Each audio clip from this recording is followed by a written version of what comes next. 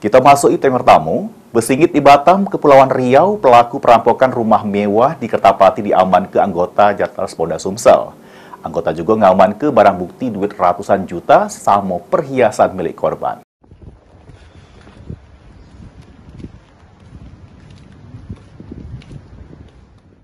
Inilah dia Rusdi, 44 tahun, yang melakukan perampokan rumah mewah di Jalan Ki Merogan, Kertapati, Palembang pada 2 Mei 2023 kemarin. Pelaku dapat kutik ditangkap anggota Jatras Polda Sumsel di tempatnya bersingit di daerah Batam, Provinsi Kepulauan Riau. Polisi menyebut pelaku beraksi pada jam 2 awan, masuk ke rumah korban Halimatus Sa'dia dengan cara merusak jendela karam korban. Lebih lanjut dari hasil pemeriksaan pelaku, dirinya menggasak duit tunai korban sebesar 300 juta rupiah serta sejumlah perhiasan korban yang ditaruh di jero kamar. Pelaku ini merupakan tukang bangunan yang sebelumnya pernah merenovasi rumah korban. Pas itulah pelaku tergiur untuk menggasak harta korban. Anggota kita dapat menangkap tersangka yang di belakang kita ini bernama Rusdi bin Ismail.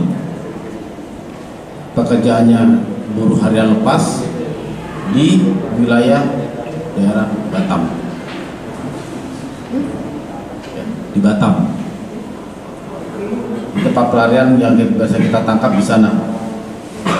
Dari keterangan pelaku bahwa pelaku ini pernah bekerja di rumah korban sebagai tukang di situ untuk memasang keramik, plafon dan membuat bak mandi.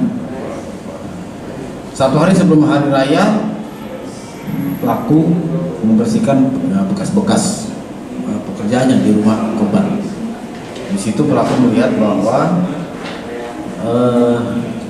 ada barang-barang berharga yang memang uang itu banyak uang cash. Polisi selanjutnya bakal melakukan pendalaman terhadap pengakuan pelaku terkait duit tunai yang diambilnya senilai 300 juta rupiah, yang mana amun pengakuan dari korban senilai 700 juta rupiah.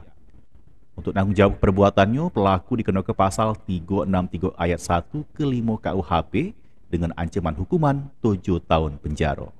Mulyadi, PAL TV.